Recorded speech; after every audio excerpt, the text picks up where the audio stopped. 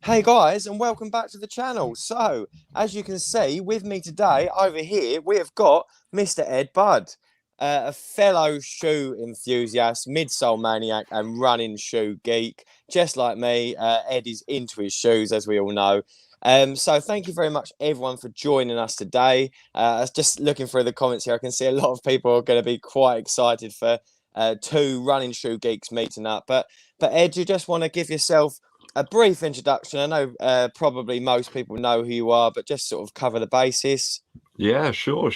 So I'm kind of like a man that just particularly enjoys running. I'm not even sure it's the actual racing element of running. I just actually enjoy the movement, really, Yeah, and everything that surrounds kind of the the whole social aspect of it, I suppose. So I really yeah. enjoy meeting up with fellow club runners, just other runners as well, and just checking out, like, going on a new adventure. Since I was about 7 or 8, I think I probably really cottoned on to the fact that there's this idea of a training shoe. And I Yeah. just really used to love going into town with my dad, on a Saturday morning. And I occasionally was allowed to get a pair of shoes or whatever. But yeah, that's where it all started, really, Yeah. with a pair of Jordan 5s, back in sort of 89, something like that. And not being able to buy them No. because I'd saved up enough money. And it wasn't like you could just go on the internet then and just, Yeah, just get the ones you want just like yeah, that. It had to be there in Marnie Sports, in yeah, the Oval, or you didn't get it. So yeah. So you've been a shoe addict since pretty much as long as you can remember, then, in one way or another. yeah, a long time, Yeah. probably maybe too long. Yeah. So, anyone in the comments there, we'll try and bring up some of the comments. Guys that are regulars on here, you know how we work. We normally have a sort of semi-structured conversation, just a little bit of fluent chat between me and the guests. So me and Edd today, and I'll try and obviously drop into the comments and bring up some of the questions and all that kind of stuff. But yeah, so basically, as you guys know, I am an absolute shoe mad addict as well. I've got an insatiable appetite for running shoes. I just absolutely love them. There's just something about that when you order that new shoe, isn't there? And you just know it's coming and you're just waiting, and then the doorbell goes and it's the shoe, and it's just, it's just, I don't know, I probably sound like a loser to some people, but to me, that feeling, I never get sick of that feeling. And Edd, I think you're probably quite similar in that respect. Yeah, it's like Christmas, I guess, isn't it, Sam? Yeah, When you're a young definitely. guy, I can remember being 8 or 9 or something, and I really wanted a Nintendo Yeah, entertainment system. And I can remember the Saturday. No, was it a Saturday? I think it was a Saturday, that Christmas. And it finally being there and unwrapping it and taking all the bits out and looking at running shoes, kind of the same. I think we're just yeah, trying to bring back a bit of that piece of youth, aren't we? And bring it definitely. right back there. Trying to hold on to it for as long as Yeah. possible. So just going to bring some of the comments up here just so people know that we're not ignoring them. We've got Chris McLean there saying ready for a proper shoe geek off. Cheekster, we were both talking about Cheekster the other day. Cheekster is here. Yeah, it's going to be epic. We've got Running with Stephen saying evening everyone. We've got Brendan. We've got that running guy. Who else have we got? We've got Soti. Soti is here as well. Hey, mate. Good to always see you in the comments. So, yeah, if you've got any questions for me or Edd along the way, just type in a hashtag question. I'll try and bring it up. But yeah, I'm just gonna have a little chat with Edd over here about some running shoes. So, as you said there, Edd, so you've been into running, well, trainers, sort of like shoes and all that kind of thing, sort of for as long as you can remember. But when do you sort of remember first this running shoe addiction thing happening? So, when did you first start training? Changing it from trainers maybe to running shoes. It was probably about 3 or 4 years ago, really. Yeah, I think with the whole Vaporfly thing exploding, yeah, that was quite an attractive thing. But of course, around about that time, you couldn't get them. They was in no, such limited supply. I managed to pick up a pair of the 4% Flyknit, the yeah, Gakuso version, yeah. and that, to me, still to this day, is one of the most beautiful It is awesome. running shoes. It's just a lovely colorway. The profile's just right, and there's Yeah. a few changes to it as well to put it aside from the standard one. So I think Yes, it's around definitely. about then, really, where I really heavily got into that. But there's always been something in the background there. Yeah, Back with the first Pegasus line and the Pegasus TWs back in would be like 93, something like yeah. that. Even then, really, I was always, on the lookout for for those shoes. Built. I used to have brochures. Yeah. Brochures coming out of my ears and magazines and things like that, Just full with of stuff, shoes. drawing shoes on my like school books and stuff like with that. love hearts. Yeah, it was always like designing them. I'd love to actually have a go at doing that at some point. Oh, that would be awesome. I like the whole Nike by you thing where you can Yeah. customize them a little bit. Yeah, definitely. Sadly, all the ones I've done just turned out to be Frankenstein's monster. Pretty awful, really. There was the Pegasus 37s from last year, and they're a lovely colorway. It's sort of like red yellow colorway, but yeah, they just sucked big time. Yeah. You can get on with them at all. So would you say that you've been running sort of as long as you've been into running shoes kind of thing? So like obviously, or have you been running a long time? Have you been a runner for, much longer than you've been into buying copious amounts of shoes? Yeah, like before, like I was really into running when I was at school, cross country and shorter events. I was the 200-meter man. Yeah. But I had a really bad experience. I got to be honest, Sam. One school event, just going face down on the track at the start of a race, and it just sort of really put me off. Definitely. For a long time, and I did other sports, playing football and all sorts of other things, basketball and things like that. So I'm quite tall, not bad on the 3-pointers. But yeah, that put me off for a long time, and then don't blame me. All sorts of life stuff happened, and I just decided to, sort of start running again, as it were. But start actually tracking it properly, and now I'm here just running. If I don't go out running in a day, it feels weird. It's just not right. If something feels like it's missing, you're sat there going, I should have a rest day today. Everything tells me that I should have a rest day today. I could just go out and do a couple of miles. I could just go around the block. I don't know if any of you guys in the chat feel the same as well. Definitely. It's the same, isn't it? It's the same thing. You just can't stop, can you? But so that's interesting actually to hear that you sort of did a little bit of track stuff. So I don't know how much obviously you're a busy guy. I don't know how much you're able to watch other people's channels and all that kind of stuff. But I actually did just have my first senior athletics racing event on the weekend. So just like you, when I was younger, I was into athletics. I was part of an athletics club, did 100 meters, 200 meters, 400 meters, all the sprinting type stuff. But just I remember just not being that great at it, but just loving it. I was pretty good at long jump, but just not that great at it. But so I had a go at it again. And obviously now I'm more of a long distance runner in terms of like 5Ks, 10Ks, half marathons and that kind of stuff. But I just thought I'm a big built guy, so I thought I'm actually built for sort of speed work stuff. So let's have a go. So I did the 800 meters, and I actually did pretty well. I came third in that, and did it in 2 minutes and 9 seconds, which is so it's half a mile at 4 minute and 12 per mile pace. I couldn't believe it. I've never run that fast in my whole life. It's mental how on the day all of a sudden you just. The gun goes and you just sort of. I think the track as well, isn't it? It's got that. There's something else there. It's not quite the same as looking out for bits of pavement that are missing or stuff like that. Or on the trails or something like that. Definitely. You can just go all out and just concentrate actually just on the speed and on the form.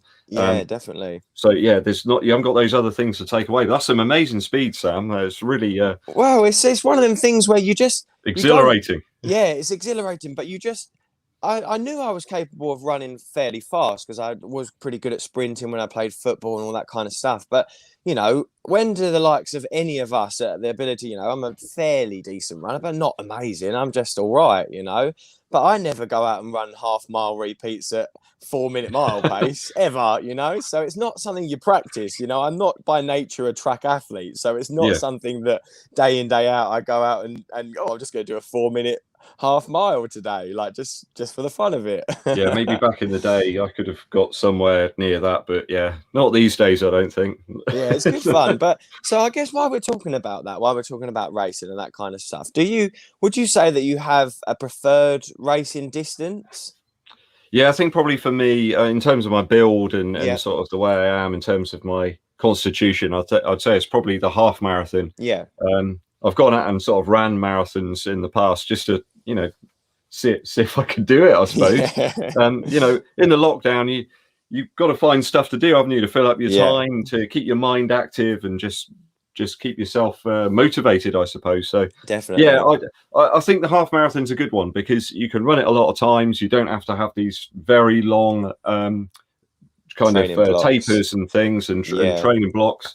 You can run them, you could run one every couple of weeks or something at your full power, I suppose, if you wanted to. If you got to rest, like all those top athletes do, not like us, get up and go to work, do all that. Look after the kids and all that as well. Paint the fence and repair the windows and all that sort of stuff. But I think that's probably my favourite one. I've got a 10K coming up soon. I think that's the weekend after this next weekend. So I'm looking forward to that. I've got my second dose of the old vaccine tomorrow. So not tomorrow, Monday. It's Monday. So I'm hoping that doesn't sort of hit me too hard like the first one did. That absolutely bowled me over. It did with me as well. Did you have the AstraZeneca one? I did, yeah. Oxford's finest, Yeah, it did the same to me. I was just shivering, sweating. I was like really bad for like a day or so, like a day and a half, just in a really bad way.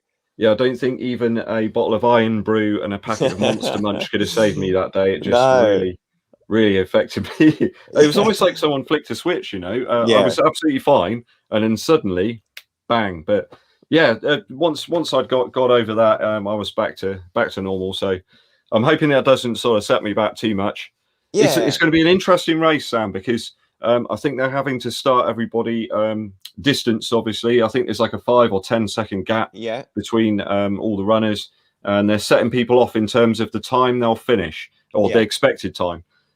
So, I mean, I haven't raced for what? Let's think, March of the previous year. So we're talking a good, 15, 16 months or something since I've actually done a proper race. So it's going to feel weird. And also in terms of time, I'm a way fitter now than I was then. So, you have to kind of give them a time. And I think I'm 33rd. The number 33, so that's the order they're going to start people in. So I've got to lay down quite a target for myself there, unfortunately. So what are you planning or hoping to get? What's your sort of a goal for this race? If I can get under about 41, I'd be really chuffed with that. That's good. Lay so down, is it a fairly good course? Is it like a fairly nice one? Yeah, nice and flat. I don't think there's an awful lot of elevation whatsoever. It's kind of like it's sort of like a figure of 8, I suppose. But yeah, when I raced it before, it was nice. I'm just hoping it's not too hot. I don't know if you're the same as me, Sam. I really struggle in the heat. I don't know whether it's the Polish blood or what. But I really do struggle to acclimatise to it. And I think it's getting out there as well. Not all of us want to go out there midday, do we? It's baking, but it is harder to get those faster miles in if you're trying to do some speed work.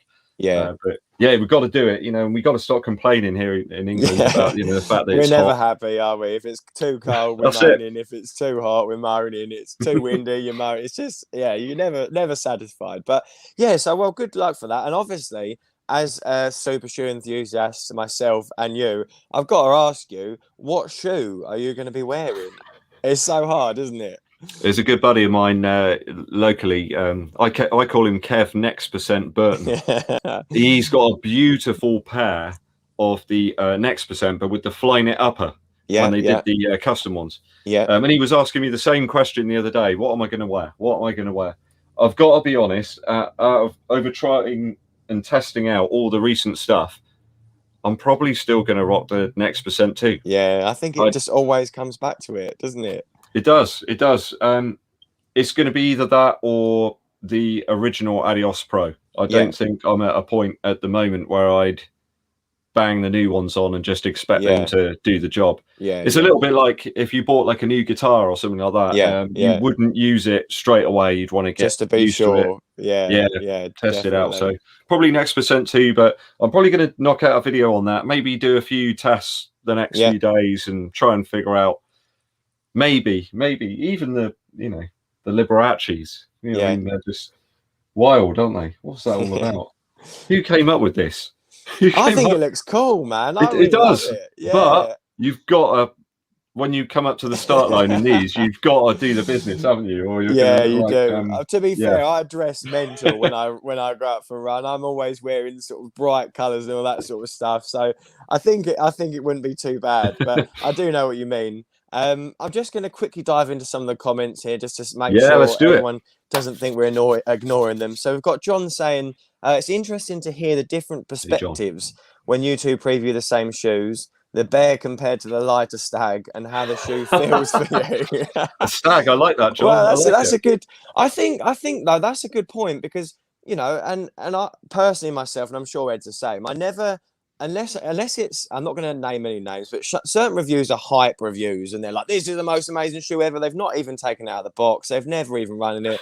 They're promising the world to you. They're saying this is going to be your best ever shoe. This is going to be amazing.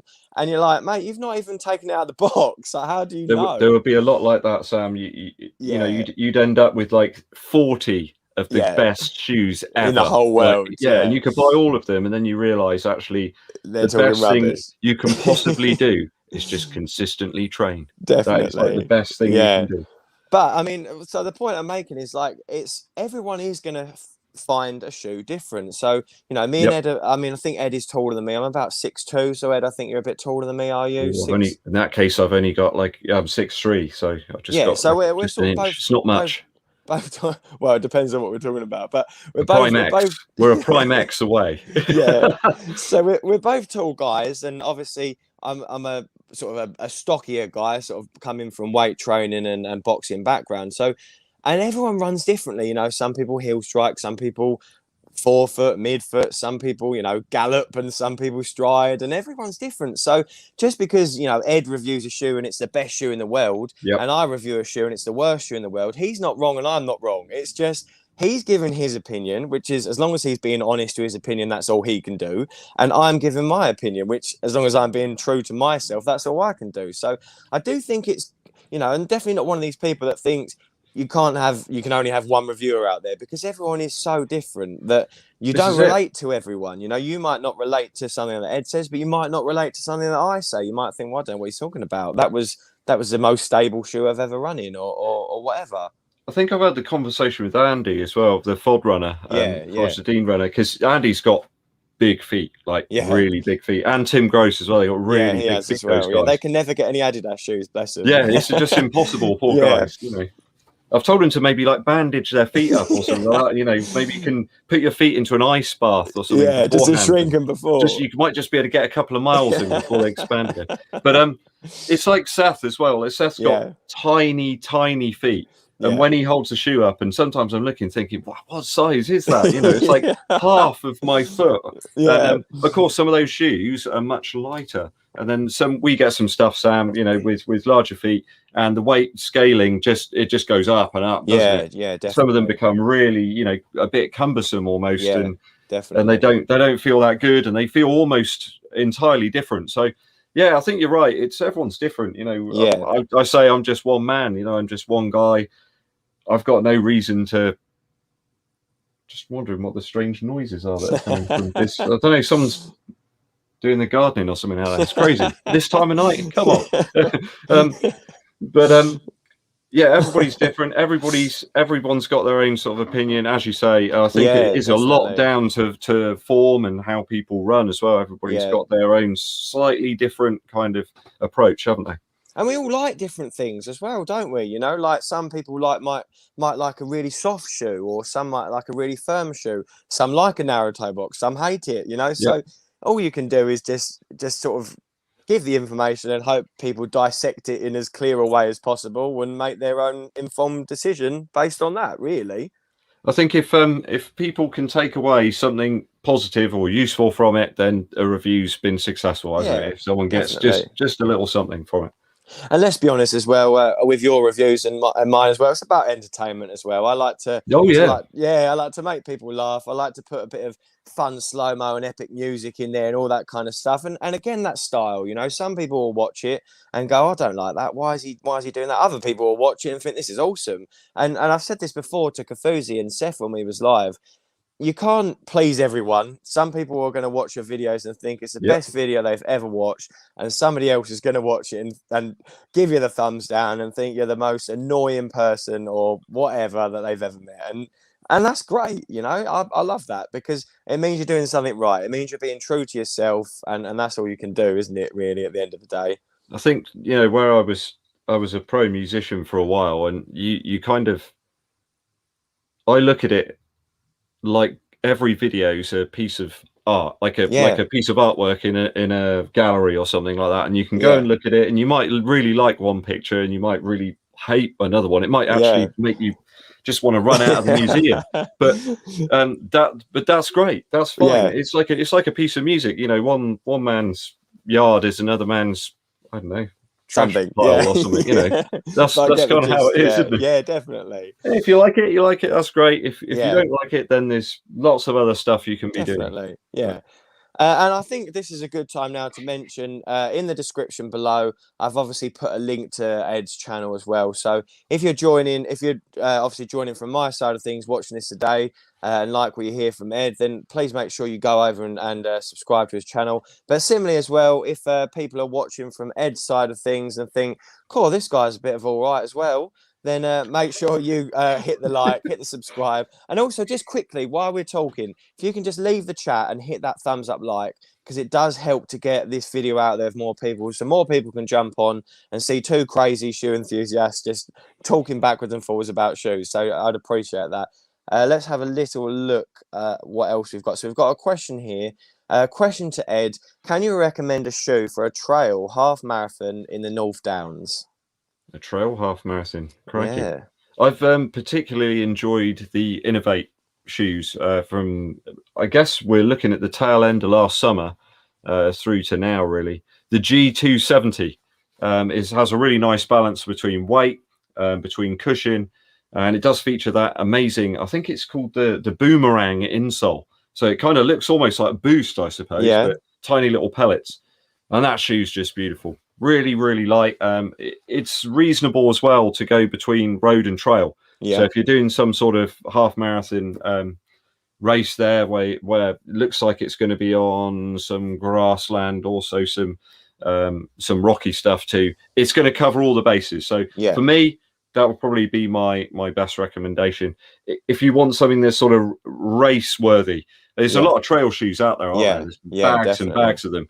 But some of them are quite weighty, more towards protective. I think this one's a really good option if you want to actually race and, you know, go for it. Which is what we want to do on a race, isn't it? You don't want to cross the finishing line thinking, I could have tried a bit harder there. Gone faster there, because, you know, we've all done that, haven't we? We've kind of gone around and done a race, and we've got to the end and thought, oh, if I just, you know, just given it a little bit more there, where I thought, you know, my heart was going to fly out of my mouth. I could have trimmed off a few seconds. I could have got that position. So definitely. We don't want to be there. You want something that's going to be light. It's going to be race ready and make you feel 100%. Like that as well. Yeah, I think that's something I've not actually got a lot of. I've got trail shoes, but I haven't really got any trail half marathon or trail race shoes because I don't really race any trail races, you know, like I do love a trail run. I love going around the local woods and that kind of stuff, but I actually don't think I've ever done a trail race. So that'd be something interesting. Down here in these parts, it's all trail racing down in Somerset. That's all there is around here. In fact, literally just hundreds of meters from me, there's a wonderful chap, Nathan Gardner. He runs, he will be starting it back up, a trail running race company called Flying Fox. But sadly Nathan's still recovering at the moment from long COVID, so he's an amazing runner, really powerful trail runner as well, and I just hope he gets back to full fitness and can get back out running again. Soon, definitely. He can't at the moment. So Nathan, hopefully maybe he's watching. He's literally just over that way. Well, I hope you feel better if you are watching. But yeah, that's the thing with the long COVID. My brother, he had COVID, and he still can't taste or smell anything. And it's been months now. Like, he's literally had it for months. He's got to go through like smell therapy, you know, and all that kind of stuff now. So there's definitely the it's more. Well, not I say more, because obviously it has been horrible with the people dying, but you know, some people that have had COVID, not that bad, have suffered with the long-term effects, and that's what you really don't want. Yeah, this is it, especially as runners. I mean, what are our, chief assets as runners? Obviously legs and things, but the lungs. Yeah, And it's if anything happens to those, you're gonna have problems, aren't you? definitely. So yeah, Yeah, I it's mean, I've been suffering from some sort of chest infection in the last week or so, and I actually did, like I said in the vlog, it wasn't an excuse because I didn't mention it right until the end of the vlog. I didn't want to get it out there and people think, oh, he's getting his excuses lined up before he's even started. But you could hear in my voice, I had a really raspy sort of grisly voice going on, and yep. I had a bit of a sort of chest infection. So when I did that athletics competition, the 800, the 400, the shot, all that sort of stuff, I was coughing my guts up in between it, but it just shows how, obviously we all know, but it just shows how important your lungs are with running. The difference you can Oh feel yeah. when your lungs are tight, and the difference you can feel when it's one of them days when your lungs just feel like they're working nice. It's like chalk and cheese, isn't it? It's a huge difference. Yeah, especially with some of the weird weather we get here as well. Yeah, You get some very humid days where you can yeah, almost the moisture in the air is almost oppressive, really. And you can feel it when you're breathing. If you're just sort of warming up on a initial mile of a run, yeah, you can feel it. It's really odd. definitely, And I guess if you live in different places, you kind of get more accustomed to that quicker. definitely, yeah, But here it can go between beautiful sunshine one yeah. minute and then the next day there's Pouring gale force rain. winds and stuff. Yeah, So definitely. yeah, it's a strange old place, this island, isn't Definitely. it? So we've got another question here. Question: I come from a background of obstacle course racing and moving to join you general runners. Have either of you ever had to go at obstacle courses or halfway trail races? Yeah, I have. So I absolutely love obstacle course racing. It's something that I'm built quite good for. I'm really good at upper body strength kind of stuff. So I have done Tough Mudder a couple of times and absolutely loved that. That was real good fun. The sort of ice thing that you slide into is an absolute nightmare. I did that with my girlfriend, and we've both got asthma, but hers is sometimes exercise or cold induced. So this is not really funny at the time, but she slid down into the ice bath and ended up having an asthma attack in the middle of freezing cold ice bath. So I had to Whoa. dive back in and be a hero and rescue her. So yeah, so I was a superhero that day. But yeah, I absolutely loved it. The worst one I've ever done was I don't know if anyone's ever done this, but it was a race called Mud Monster Run, and it was a 10K.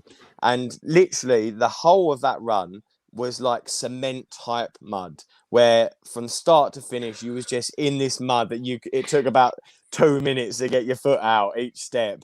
And believe it or not, it took us 4.5 hours to complete a 10K because you just couldn't move, you just couldn't go. But what about you, Ed? Have you ever done any of those sorts of things? I haven't done any obstacle things as such. I've always fancied going on like It's a Knockout or something like that. If they ever brought Yeah, that back, that'd be good fun. I think probably toughest race, couple of races I did were there was one out in a place called Ford Abbey, yeah, not far from here, which is all trail stuff. Lots, quite hilly, but loads of mud, and just generally that was tough. There's a Western Supermare beach run as well, which is it's always just before Christmas, so the yeah. weather's beautiful, right? And the wind is. I remember at one point, literally, I just couldn't hear anything out of my ear because the wind was pushing the water into my ear. Yeah. And that just stayed like that for the last mile, and I was a bit like, oh, have I actually destroyed my eardrum?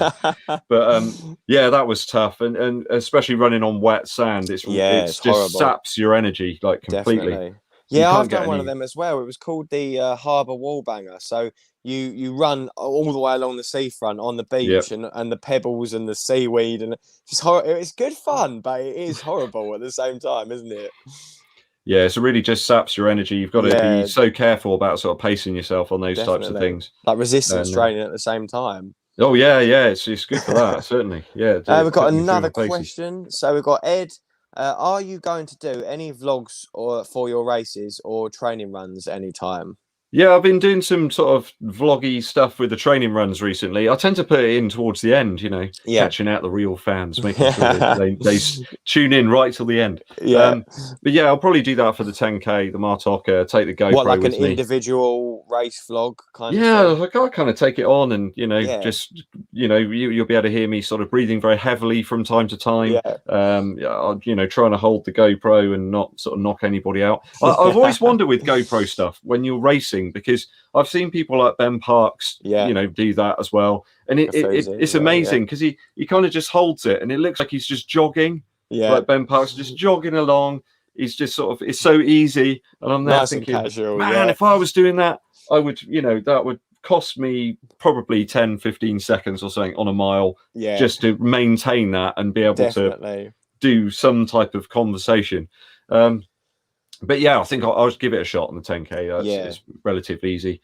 I'm just wondering with races whether there are certain companies maybe that don't really want you doing that. Is it? I guess probably. Is it going to kind of distract you? Is it going to distract other people?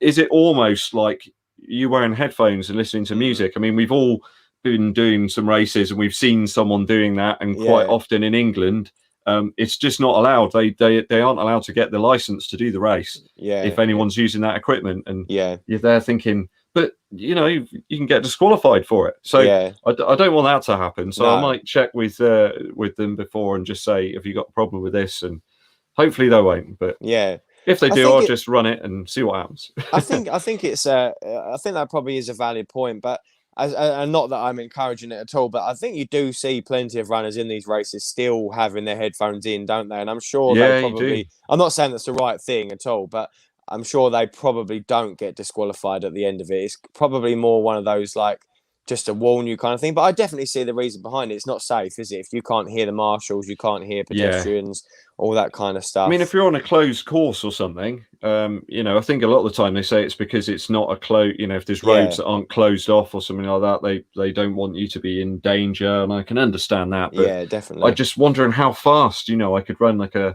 5K or a 10K if I was listening to live AC/DC. Imagine how fast you could do that. It would be awesome. Well, I think that's why I always have the Aftershocks headphones, because they're the bone conducting ones. So they're actually allowed, aren't they? So you can actually use them in a race. So I don't feel bad when I use them, because I always have them turned down so you can still hear like everyone around you, but you still got your banging tunes on to give you a little bit of an extra boost as you're dying towards the end. I remember there's a local chap who's quite hard of hearing, a local runner, and I remember that he did get pulled across once for having his hearing assistance in, and they were like, you can't wear that, you're listening to music. And he's like, actually, no, I'm not. I'm hard of hearing and I really need it to be able to hear. So you can make me not wear it, but then I can't hear anyone. So it's like the complete reverse. So we've got another question here. We're going on to shoes, which is obviously what we want to get back into talking about. So we've got Life Force there saying, with park runs coming back soon, hopefully, what do you think is the best park run 5K shoe? So for me, this is, again, there's a huge difference in what it depends on what the course is for a start. If it's a really traily type course, then I'm going to change what I would say. And it depends on what type of shoes you like wearing. Like for me personally, in a 5K, I still would go for something like the Next Percent, because I think it's just the fastest feeling shoe especially over the up to a half marathon, for me at least. I've said before on the channel, I think over a half marathon, I find it quite unstable. So I'd probably lean towards more the Addio Pro 1 rather than the Addio Pro 2. But yeah, I mean, again, but you might not want to go for a carbon plate racing shoe. You could quite easily have a racing flat type shoe. Some of the old Adidas Addio shoes, or potentially maybe even the Boston 6, depending on what type of shoe you like the feel of. But Ed, what's your thoughts on the park run shoes? Yeah, I think with that sort of distance, I'm not sure whether something like the Next Percent, or even the RC Elite 1 or something like that would even give you that much of a benefit. It's such a short distance. Obviously, with those super shoes, the further and further you go, the more and more benefit you're going to get from it, just reducing that fatigue. So for me, it's a little bit about being connected to the ground a little more. But like you say, Sam, every park run's different, isn't it? Every single one. Some of them have got grass sections, pavement, roads, hills, rocks everywhere. Just a swamp. You know, there's one nearby that returns really swampy. Sadly, one of the local ones, the main Yeovil park run, I don't think they're allowing them to reuse the ground, which is all in a big sort of manor house park area. Yeah, and then they're not allowing them to go back. So it's a real blow for the town. I'm hoping that they switch to the alternative route. So it's kind of hard to really pick something. I mean, if it's predominantly on grass, avoid anything like the next percent. It's just zero grip whatsoever. People often are amazed I say that. But it just, there's lots of courses that, Sam, you've run them, I've run them, where there's grass sections to it.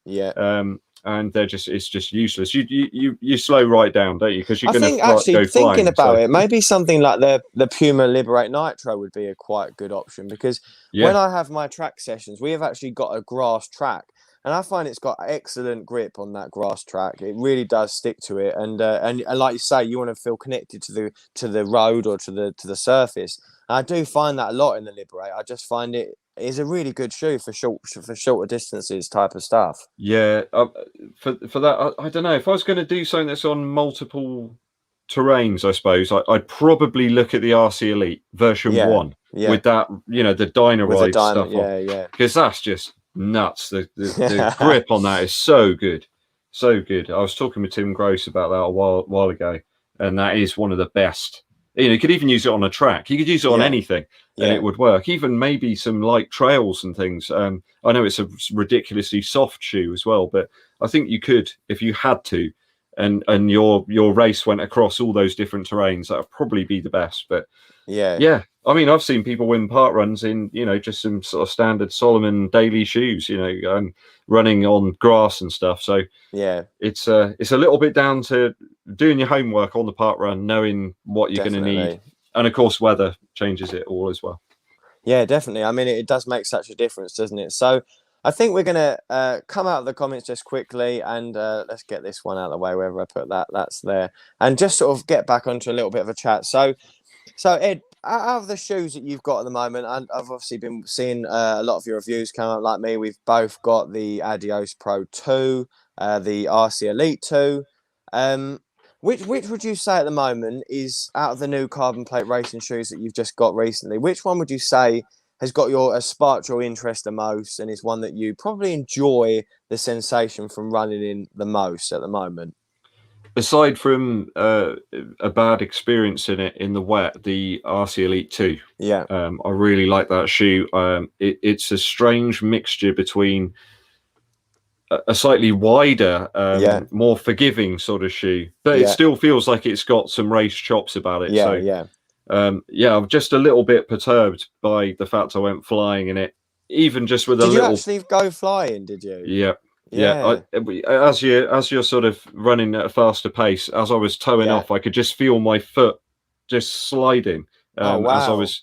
And I went over. I was okay, fortunately. Of the 200 meters when you were younger. Yeah, that's exactly it. And it just, I bet it did. That was it. 1.5 for outsole straight away. I'd say that one. I still need to get some more miles into the Adios Pro 2. I need to get some more into this one. I know it's causing I wouldn't say it's causing a ruckus, but some people are suggesting it's not as stable. I didn't really feel it to be massively different. I've got to be honest. This is why it's important to have people like you and people like me, because I think there is a massive divide on that. From what I've been seeing from the comments in my Adios Pro 2 video, some people saying, I've got no stability issues whatsoever. And then got Tim, who agreed with me, and a few other people that was agreeing with me that I think the reason why I find it more unstable than perhaps people that haven't run in the first version is because my favorite part about the Adios Pro 1 was the stability. I like the fact that you had that wider platform compared to shoes like the Next Percent, where they taper in quite a lot in the midfoot. I have a sort of kind of ongoing issue with my right foot where I get quite a bad case of plantar fasciitis if the fit isn't quite right and the stability isn't quite right on my foot. So for me, that's something that I really pay attention to, is how stable my foot is feeling, especially that right one. And And I absolutely loved the Alpha Fly. Loved it, like in terms of speed. But it absolutely destroyed my foot. Where the midfoot came in, and my sort of the middle of my foot was overhanging the insole, which I think a lot of people found. Even though, yes, it was so responsive, I was smashing half marathon PBs by minutes. It just destroyed my foot. And Yeah, I've you pay spoken the to, price for it later. yeah, definitely. I've had a lot of other people saying, funny you say that, because I found the exact same thing. And I think, again, it's one of them shoes that people either absolutely love it or it just destroys their foot. And that's what I'm It's really. interesting. That's what I was. Did you try out the Tempo Next percent? I didn't. No, but I think that's quite different. Is it, or is that similar? It draws the same kind of feelings Kind of from people. I thing. think Yeah, people either really love it, and yeah, I've got to say, I can run like a madman in that shoe. Every time I put it on, it's got to be a hard session. yeah, But yeah. some people just hated it. They just couldn't stand it at all. Do you know It what was too loud. I think too what I didn't want to try clunky. it because of the Alpha Fly. You know, the Alpha Fly, and I really did try it. I didn't just do like a run and go, I hate this. Like I said, I did 2 half marathon races where I got 1:21 and 1:22, so decent times in a half marathon. Brilliant. I did a 10-mile race where I got 1 hour and 1 minute. You know, I had some solid runs in it and some decent result, but I was, like I say, I was paying the price from it. I was my if it foot sets was you back and you've got to, and you don't want to run or you can't run, I think that's a sign that it's got to be one of those shoes that you bench. I mean, people might say, well, yeah, you know, if you're racing that well in it, you know, you've got to go for it. But we also saw pictures of Galen Rupp's foot the other day after that track session, where he wore those new Nike spikes with no socks, and it was just like, that should come with a warning. You know? We don't want to see that. Yeah, so I think, you know, so that's what I like you. I'm one of these people that I never need these shoes. I just want them. I can't resist them. Way before I had YouTube or Instagram or any sort of stuff. I know obviously it now helps fuel the channel and that kind of stuff, but way before that, I just have a massive FOMO, a massive fear of missing out. When a new shoe comes out, I'm just like, I want to try it. I want to know if it's better. I want to know if it's different and all that kind of stuff. So when the Adios Pro 1 came out, and it was like absolute gold dust to get a hold of, but I managed to get hold of a pair. It still is, yeah, it's still a fairy tale. But I absolutely loved it. You know, it wasn't quite out the box as responsive as the Next Percent or an Alpha Fly, and it still probably isn't quite as propulsive as those shoes personally. But I just love it. I just love how it feels. I love the sensation, and I really love the fit. And the stability, as I said, that's something that, you know, I don't run in stability shoes. It's an issue I'm not going to get into today, but I don't run in instability shoes. But I like a shoe to be naturally stable, you know, like something that's just got a kind of wide platform or you know, that kind of thing. You know about shoes, so you know what I'm talking about. But when I saw designs of the Adios Pro 2, from one side, I thought that looks absolutely awesome. And then I saw the other side with the cutout and I was like, oh no, please, what are you doing? Why are you doing this? Because I think that kind of design in the Alpha Fly was a big issue to what caused the instability for me. So I was really dubious when I went out for my first run in it. I've done a couple of runs in it now. I think I'm up to about 14 or 15 miles or so in it now. The first run, again, I did it really fast. It was an average pace of like 6.5 minute mile pace at sort of between half marathon and marathon and 10K, you know, a bit of fartlek. And yes, it felt super responsive and all that kind of stuff, but I just did find it really unstable. Like I said, bear in mind, I've got that bit of an issue with my right foot where I kind of land quite a lot on the outside of my foot and it sort of like snaps in a little bit and stuff that I'm obviously working on with exercises. But it's just, I think, how I run. Like I keep trying to correct it. And the more I try and correct it, the more it hurts. So like, I just kind of just roll with it. Do you know what I mean? Yeah. There's only so far you can change something before it's not natural. I think when you look at some runners, like someone like Seth Demore, you know, I think everyone watches Seth's channel, don't they? I've been watching it since he used to repair washing machines and stuff on there years ago. But when you watch Seth, he kind of works to his strengths, doesn't he, in terms of his running? So he's making sure he's got the consistency, he's limber, and making sure that he's working on all the various bits. It's not like he's got this sort of mega long stride or anything. It's not like his cadence is super high. He just works on the things that work for him. And I think that sometimes, certainly in this sort of like Instagram-y sort of culture out there, Yeah. that everybody's looking to be like running, you know, right on the forefoot, and that's how you should run, and all this sort of stuff. And I think actually what people are missing out on there is that we're all that little bit different. Like you Yeah. said, Sam, you're one of your feet, it just lands slightly outside. That's Yeah. fine. I mean, Yeah. if it's working for you. So I think it's all about finding the tool that works for you, that actually embellishes what you've got, and the attributes that you have, Yeah, rather definitely. than being sort of shoehorned, no pun intended, Yeah. shoehorned into this sort of tool that, yeah, it's supposedly brilliant, but actually it could be for loads of other Yeah, people, but definitely. it just might not work for you. And yeah, I think I'm probably coming from the same side of the fence with you with stability shoes. I Yeah. think that actually forcing you to do Yeah. something that I'm glad you're isn't saying that. right seems like madness to me. Yeah. It's like trying to bang a square peg into a round hole, isn't it? It's not going to work, and I think that they can cause a lot of problems rather than solving them. Definitely. So obviously neither me or Ed are pretending to be doctors or anything like that. But Yep. all I can ever do, and I'm sure Ed probably does the same, is speak from experience, and it's just my opinion, and it's just Ed's opinion. But when I went on did the old gait analysis, and I hate it when people say that now because of this story.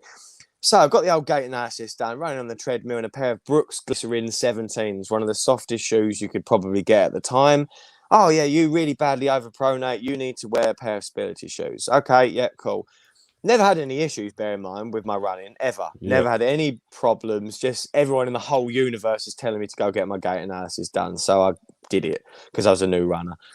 And I'm running in these new shoes. I think they was the Adidas, maybe the Supernova Stability version or something like that. I can't remember, particularly because I blanked that bit out of my brain because I hated them so much.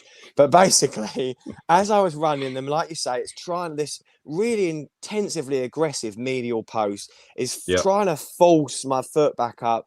And I got absolute pains in my knees after running them. And I kept trying it because I'm thinking, oh, maybe my body's just realigning and I'm relearning how to run. And this is all natural, this is all part of it. And that went on and on for like a week. And I thought, what am I doing? I've never had any problems before. Get rid of these stupid things, chuck them in the bin. I went back to my normal, super soft, no stability functions whatsoever shoes, and they were absolutely fine. I had no problems again. So, and again, I'm not a scientist. I'm not a doctor. I'm not a podiatrist or any of that kind of stuff. However, I do try and do as much research as much as you can on the internet. Obviously, it's all, you can read one thing that says one thing and one thing that reads another. But I do try and look into it. And I found just as much information out there saying why you shouldn't get your gait analysis done as to why you should. So I don't want to go into this too much, obviously, because a lot of people are very much caught up on but I think sometimes it's just worth getting that knowledge out there because everybody tells you to get your gait analysis done, like I did get done. And I never had so many problems in my whole life after I was running a pair of stability shoes. So, do you know what? If you run in a pair of stability shoes and it works fine for you, great. Don't change it. But if you're having no problems at all running in neutral shoes, don't go into a stability shoe just because they've said at a running store, which is just a guy that's 19 years old and is in there earning a little bit of money for his part-time job. Do you know what I mean? They don't know everything, but I just wanted to chuck that out there, and I'm glad, Ed, in a way that you kind of agree with that concept. Yeah, I think if it ain't broke, what is there to fix? If it's working for you in a certain shoe, a certain sort of style of shoe, great stuff. There are certain things that I'm trying to think if there's anything that's really caused me any considerable heartache over time. Can't think of anything that's been really difficult. The Ultra Boost 20. Yeah. Was it the 20? Yeah. That caused me some serious pain on the back of my foot. And that's one of the only shoes I've had to just bench after a while because it wasn't pleasant at all to run in. No, I know what you mean when you get those experiences. But so I've got a question for you. So, like, how many shoes at the moment that when I say use, I don't mean you use them every day, but you might use it, I don't know, 6 months later. So it's not benched, it's not sidelined, it's just you know, you might revisit it in a couple of months. How many Yeah. shoes at the moment would you say you're currently using in the way I just sort of explained it? Probably like 10 or so. I think there's probably about 10 that I'm working on. So I like to try and take things up to 100 miles, 160 kilometers. I feel that gives me a decent enough idea about. Sorry, I don't know what happened there. Oh, it disappeared. Yeah, I I don't disappeared, know but if I I'm was back. still there. Yeah, sorry. Yeah, so take it up to 160 kilometers or so. And I think that gives you a reasonable enough appreciation of what the shoe's going to be like in terms of its durability, longevity, how it's felt. You know, maybe you've managed to use it on some races now that races are a thing again here. That's a good thing. So I feel that gives me enough of a window of opportunity to try something out. Yeah. And then people say, well, what do you do with after them? You know, or do you give them away? I do sometimes give pairs of shoes away. Some people might not want a pair of shoes that some weird bloke's worn for a while. I don't know. But quite a lot of the time, I'll keep the latest iteration. So Yeah. if a new one comes out, I can do some comparisons and stuff like that. I think people enjoy those comparisons. Definitely. And, you know, people really do love enjoying picking up a bargain as well. So Yeah. say something like the 1080 V10, I hung on to that for a little while until the V11 came out. It's not a huge amount of difference, really. Upper changes and things like that. Yeah. And the midsole, kind of the same. But yeah, there's certain things I hang on to and certain things I won't. Purely for the fact that, you know, you've only got so much room. And yeah. So people often do say, do they change? You know, does the midsole change over time or whatever? I'd suggest that some of the older foams back in the 80s and 90s probably did. I don't think they change all that much now. I think that they've improved things a little bit, and they're not going to crumble away or become bricks or anything like that. Yeah. So I just repeat the last bit, because that was when I don't know what happened. It just signed me off. So how many shoes did you say? Just how many shoes? There's probably around about 10 I'm working on at the moment. So yeah. I have some sort of plan for, yeah, you know, in the future to do certain things with. Yeah. So I've probably got at the moment, I think I've got about 45 shoes that are just sitting around in the house. But so I kind of like you know, I get a new shoe and I love it and I run in it. But I've got, like I said to you before, and you're probably, well, you are the same. I've got such a fear of missing out that I just order a new shoe. I don't need it. It's probably very similar to loads of shoes I've already got, but I just want to know what it feels like. I want to know what that midsole is like. I want to know if it's better or worse or all that kind of stuff. And obviously, like you now, obviously, my channel is fairly new, but obviously growing quite nicely. But the shoe reviews obviously are part of my channel. You know, everyone knows that I love shoes. So I never want to feel under pressure that I have to buy every single shoe that ever comes out, because as much as my job allows me to be fairly generous with shoe spending, I've not got unlimited sources, so I can't just buy every shoe ever invented. But you know, I try and keep up to date with ones that I would want to buy if the YouTube channel didn't exist. You know, shoes that I would be buying anyway, because there's no point me going to buy a shoe that I'm never going to want to run in just because I think it's going to get loads of views. Like, personally, I just don't see the purpose of that. You know, I'm not going to use that shoe. The shoe's sitting around indoors. I'm not going to do anything with it. What's the real point of it? You know, unless it's a shoe that I'm sitting on the fence about and I think it's important to get my opinion out there for people that respect my opinion, then I will just not go for it, if that makes sense. And I guess you probably feel the same. There's certain shoes out there that you look at and think, I'm going to need to put, I don't know, at least 50 miles into that shoe to get a reasonably good understanding of what it's like. Like with some of these, you know, these marathon shoes, these super shoes, no one's going to go out and run a marathon in them, realistically. No. Normal mortals. I'm not talking about like Seth or someone who can just go and run a marathon in a shoe and, you know, and he's fine, you know. We can't do that. We don't have the time to do that right now. I'd love to go and run a marathon tomorrow in the Adios Pro 2 and tell you what it's like, but it's not going to happen. No. But I think you've got to run a reasonable number of miles into them, get some longer runs in, get some threshold stuff in there. If it's that type of shoe, if it's a daily shoe, well, you can just chip away at it over time, can't you? And see what happens. But it's a little bit like reading a book, I suppose. You want to read through to the end of the book as much as you can. Yeah. You see, Sam, some people taking shoes up to 400 or 500 miles, and I'm there thinking, is it really still going to feel reasonable at that point? I'm not entirely sure if it would. You know, I've seen people just wear next percents down to the, you know, to the plate or Yeah, something, me and it's too. like, Why? really, I Yeah, don't. why are you Yeah, doing that? you're only going to get injured. And Definitely, I yeah. think, you know, would you wear a work shoe beyond that? Definitely Probably not. not. So would you No. wear a training shoe? Absolutely not. You know, Yeah, it's about yeah. impact protection, isn't it? At the end of the day. Yeah, definitely. So I must admit, I do sometimes feel a little bit guilty in myself, you know, because I think I've got all these, you know, it's probably quite sad, but for anyone that watches my video, they know my setup. So I've got my bedroom, and then to the right in the back corner, I've got one of my shoe racks with about 15 shoes on it. And then just by the door, I've got another shoe rack with another 15 or so shoes on it. So, and then the first thing I see when I wake up, and the last thing I see when I go to bed, shoes. yeah, shoes. I'm just like that. I'm checking on them. Good night, RC Elite 2. Good night. You've got But to make yes, sure they're all tucked up in the exactly. in bed, all right. Yeah. But you know, I look at a pair of shoes, and some of them, don't get me wrong, I absolutely love them, but I just don't get a chance to run in them because you know, I'm running in this one, I'm running in that one, or I'm Yep. particularly enjoying this or particularly enjoying that. And this is why I said to you earlier about I wasn't sure whether you had more shoes in your rotation that maybe you wouldn't use for like 6, 7, 8 months, but they're still sort of ones that you'd revisit. So for example, you know, I've got like a pair of Reebok Summitros, which I hardly ever run in these days because I'm just doing so many other runs in, but it's a shoe that I'll still come back to at some point. You know, I'll still run in that shoe again at some point. But yeah, I think it's just one of them things where you end up feeling guilty that you enjoy a shoe, but you'd never really sort of get round to running in it again. I get there's certain things, certain shoes sometimes that really strike a chord, like with me. I mean, I've got to be honest, I didn't have massive expectations for the Pegasus 38. I really didn't at all. But when I got it, I ran in it a couple of times and I just thought, that's really working for me. Everything about this shoe's working for me.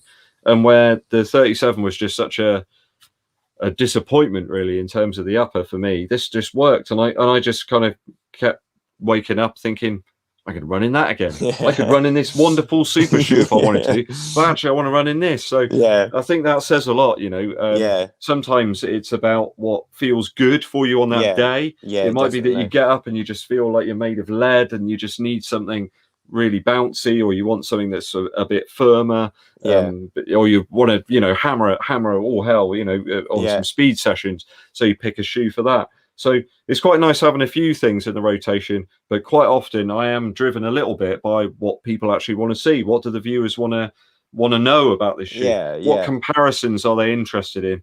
And trying to fit all those in is tough sometimes. So I do keep an extensive load of notes on the shoe, you know, as I'm when I come back from a run, you know, I'll just make some notes. How did it yeah, feel? yeah, Was there anything that stood out about it? yeah, You know, lacing and things like that. Just to give a little bit more of an insight, I think. Just yeah, anything that gives definitely. that little bit of extra detail that people enjoy. Yeah. And then I just end up, you know, forgetting all about it and just talking absolute nonsense It into the does, doesn't camera. it? You write down all this stuff, and you've got all these amazing things you want to say, and then the camera comes on, and all of a sudden you just go completely off topic, talking about something and having a laugh, and it is good though. You know, it's what happens in my reviews. You know, I'm like, I'm going to say this, I'm going to say that, and then I'm going to talk about this, and then just something comes out my mouth, and I end up talking about that instead. But like I said, that's what we said earlier. It's also about the entertainment factor. You know, obviously I've watched your channel quite a lot, so I know that you kind of like to have a laugh and sort of, you know, and the aspect behind my videos is to be entertaining but informative. I want to have a laugh. I want to take the mick out of myself. I want to get really passionate about a shoe if I love it and hate it. And that is always very clear in my videos. I'll be quite animated, or I'll be quite perhaps over the top because something's really annoyed me. But, you know, it's all part of, and it's also about making it fun at the end of the day. Like, running is fun. I enjoy running. I love running, Yep. and I love running shoes. So I don't want to be sitting there talking about a running shoe going, this shoe does this and it does that, and it, you know, it's all about this. Because that's just, for me, that's just boring. I want to show my enthusiasm for a shoe, you know, I want to show how much I enjoy it. And I think Some that's of my what's favorite videos, Sam. There's a YouTuber over in Chicago called Brad Hall. I yeah. don't know if you're familiar with Brad No, Hall. but I'll give him a check. You should, yeah. Yeah. He's very much a character that this guy's created, and he's like a sneaker collector. Oh yeah. But yeah, Brad Hall's videos are definitely. Go and check him out, guys in the comments as well that are listening. Go and check out Brad Hall. Yeah, I'll have a look.